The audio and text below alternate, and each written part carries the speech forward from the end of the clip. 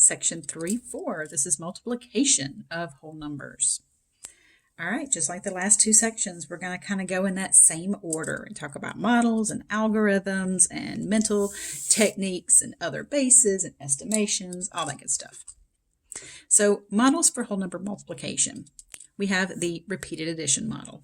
So something like 3 times 5 would be looked at as 3 groups of 5. You could also write it by the commutative property of 5 times 3 and get 5 groups of 3. So we can look at this as a, as a set model of addition, the union of those sets. We can look at this on a number line as well with that repeated addition of 5, 5, and 5. So these are the two addition models that I'm using under the heading of, repeated addition for multiplication. Another popular way of modeling multiplication is the rectangular array. So if you had this, say this is a mini muffin pan, and you want to know how many mini muffins are in there, you wouldn't count every single one of them, right? You would count 5 this way, 6 this way, and say, oh, there's 30. Because of that rectangular array, that area that we know that length times that width here, because these are all equally spread out. This could also use the repeated addition, right? You could do 5 plus 5 plus 5 plus 5 plus 5 plus 5, or 6 plus 6 plus 6 plus 6 plus 6.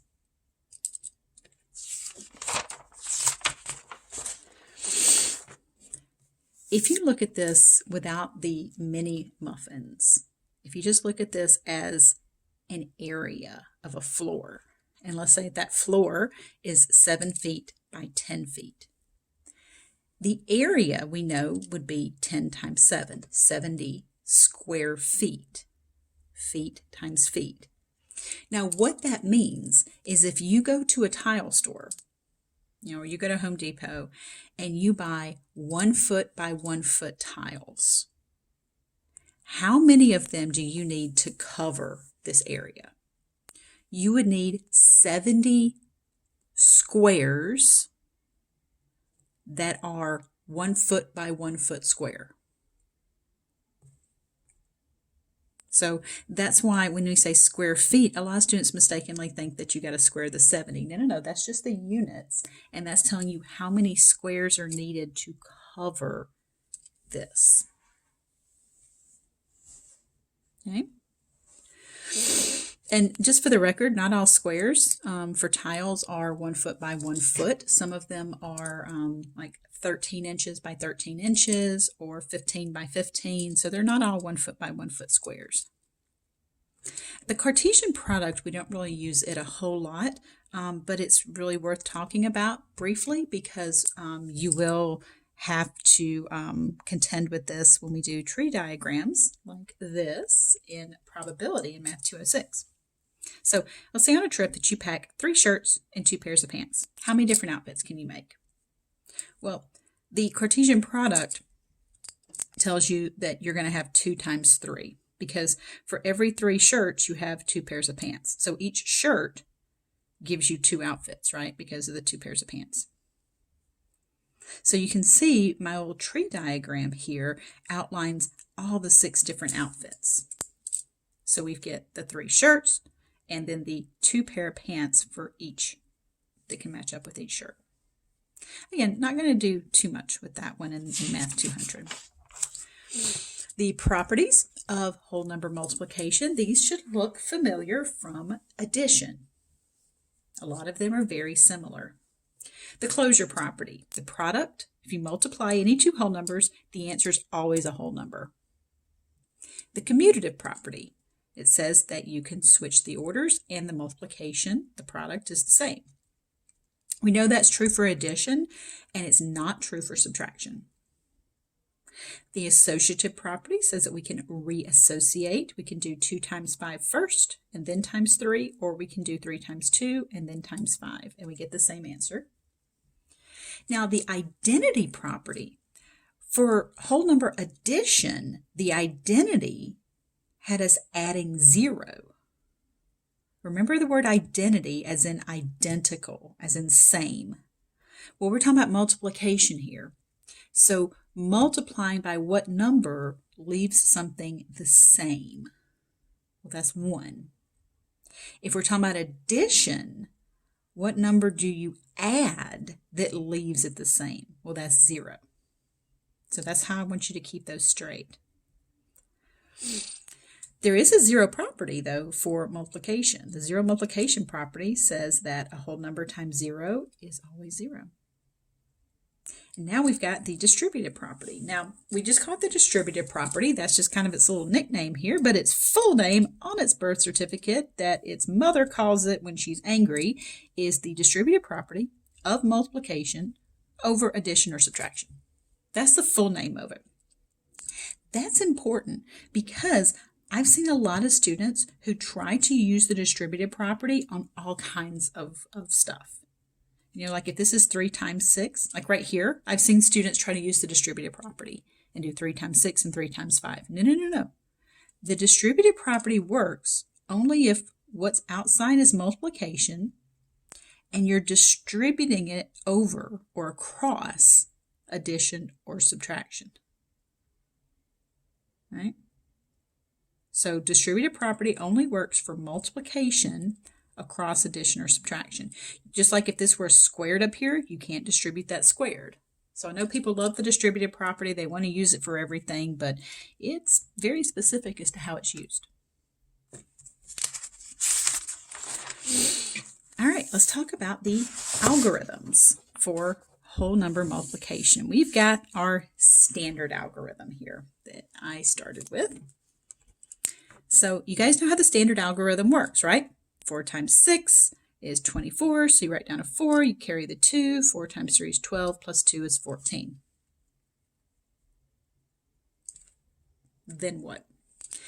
Then you put a 0 here, and then you start multiplying by 1. 1 times 6 is 6, 1 times 3 is 3. Why is that 0 there? Why? Why do we put that 0 there?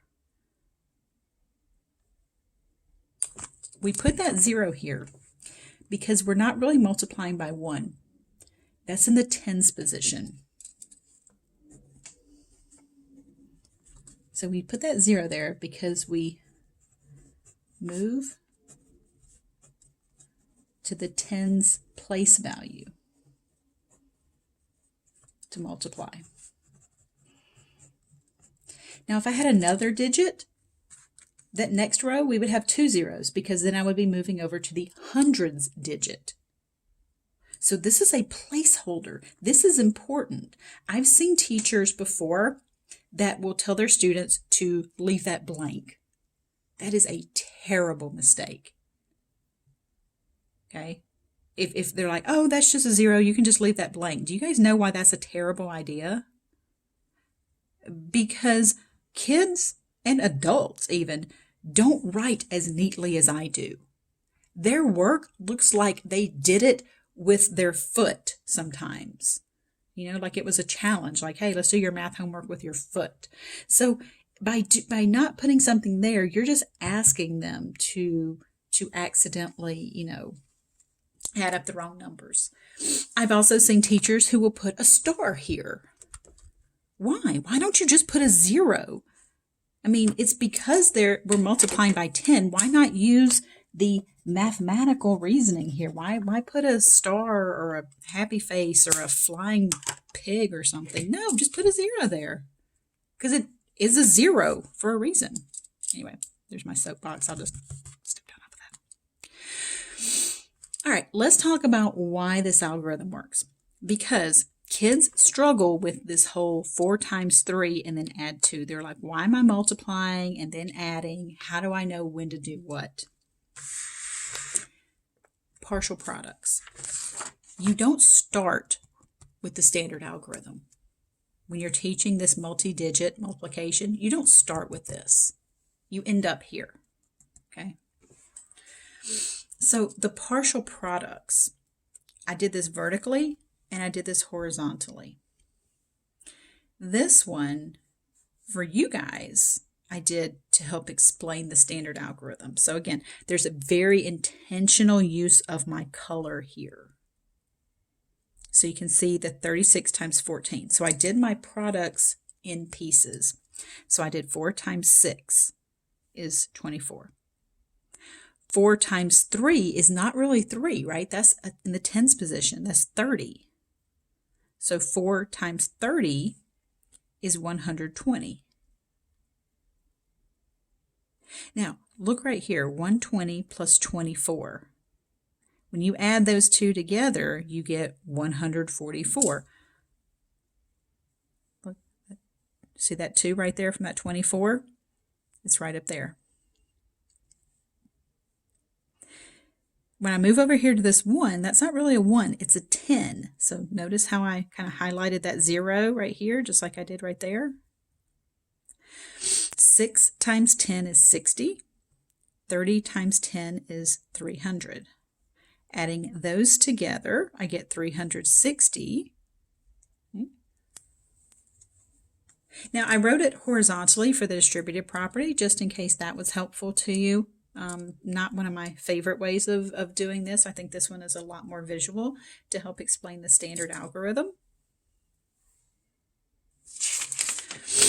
Now, here's the thing. I'm going to show you guys the partial products over here in terms of area eventually, because that's my favorite way to start kids off with multi-digit multiplication. So, but I wanted to go ahead and just address the standard algorithm and that partial products connection. Now, before I do the area, it's important before you start teaching children the any of these algorithms, once they learn their basic facts, then the next thing you should do is to work into the multiplication by powers of 10. So multiplying by 10 to the n increases the place values by n places. For instance, 5 times 10 squared is 5 times 100, which is 500. Because place values are just powers of 10, multiplying by powers of 10 simply increase the place value. So here's what you need to point out. 5 times 100, 500. 3 times 100, 300. So what we're really doing here is looking at the basic multiplication fact of 5 times 1 is 5, and then bringing those zeros along for the ride. You can also extend this to something like 6 times 30. My basic fact is 6 times 3, which is 18.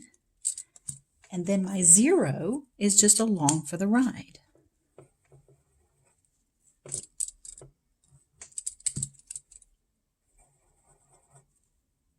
All right, so I got my basic fact, and then the 0's along for the ride. 7 times 200. My basic fact is 7 times 2, and then I have 2 zeros along for the ride.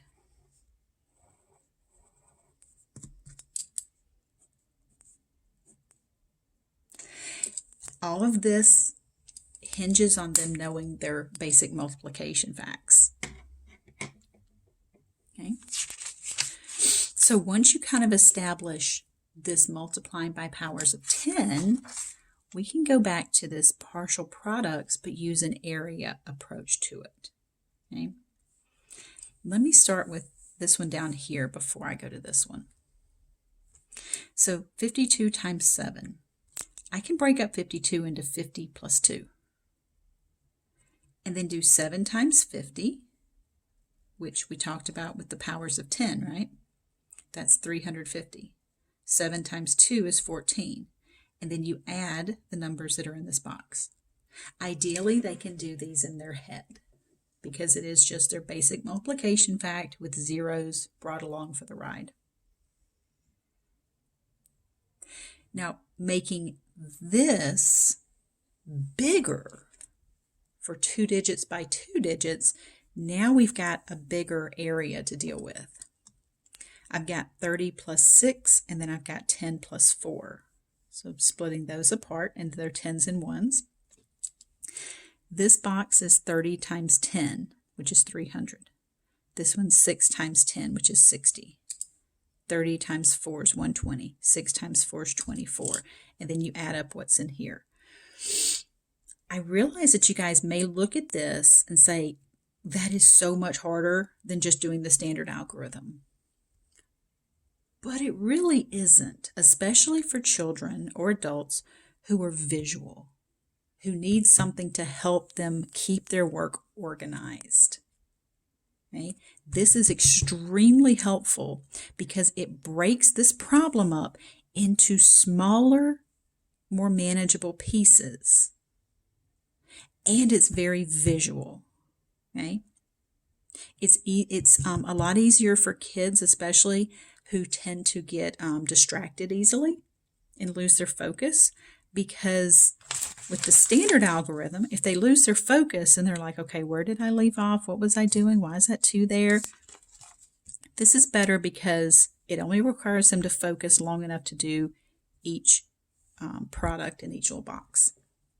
So this is a really good way to start the multi-digit multiplication by, this and then extending it slowly to this. Another technique is something called lattice multiplication. Now, this is a really good one as well for multi-digit multiplication because it, again, breaks it up into manageable pieces for the kids. Okay? Now, I've seen teachers do this before, and parents pretty much lose it. They're like, I don't understand this new math. All right, first of all, this is not new. This has been around since the 10th century, so it's not new. Don't kid yourself. Just because you've never seen it doesn't make it may be new to you, but it's not new math.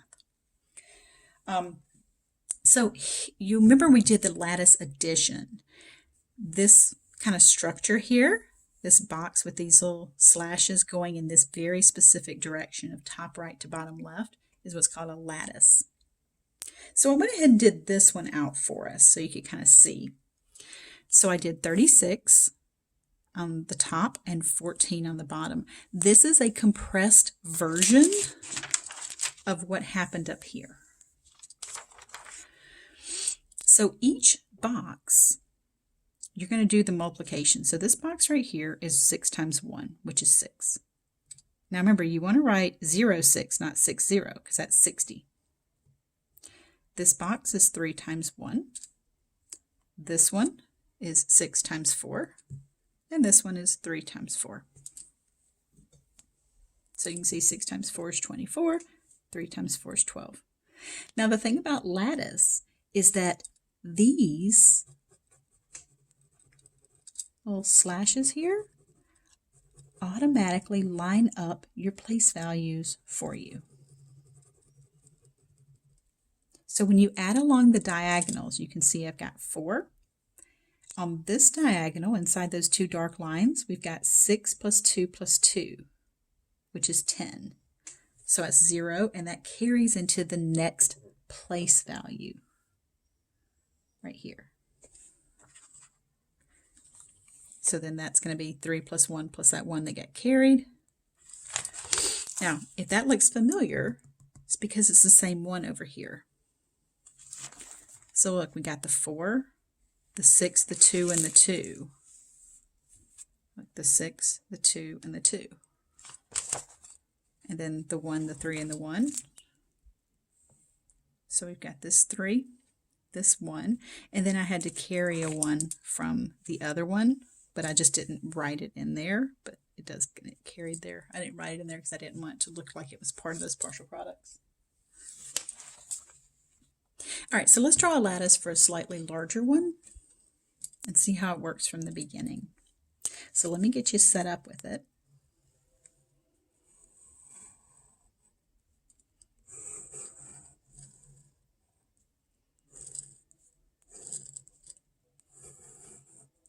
So we got 2, 3, 1, and 5, 8. It's important that these diagonals go from top right to bottom left. That is extremely important. That's how we line up our place values. If you draw them the wrong direction, then your place values won't get lined up. Just going to darken those so we can see them okay. All right, pause the video and do the multiplication for each one of these 6 boxes.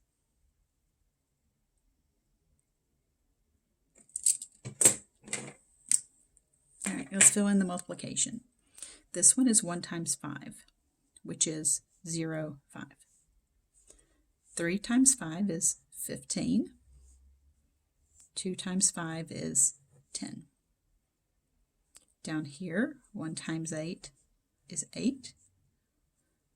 3 times 8 is 24. 2 times 8 is 16. Now my place values are lined up. I just have to add along the diagonals. Okay? So see where those dark slashes are here. Those are my diagonals. So my first diagonal is nothing more than the number 8. This diagonal right here is 5 plus 0 plus 4. That's 9. This diagonal right here, now be careful, you don't want to add this. You just want to add what's inside the box. Don't accidentally try to add the 5, the 8, any of those. That's what, 11, 12, 13. So it's 3. I'm going to carry 1 into the next place value. 1, 2, 3. And then that 1. My answer is read from here around. So my answer would be 1, 3, 3, 9, 8. So 13,398.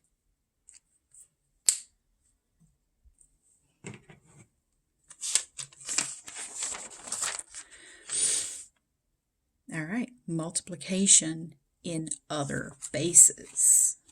This is where that lattice stuff is really going to be helpful for us. Okay, so before I do that, this is probably a good opportunity to go ahead and pause the video, just so this video is not too terribly long. So how about I go ahead and pause it? I was going to pause it a couple pages back, but so this is a good stopping point for part 1. So I'll continue this in part 2.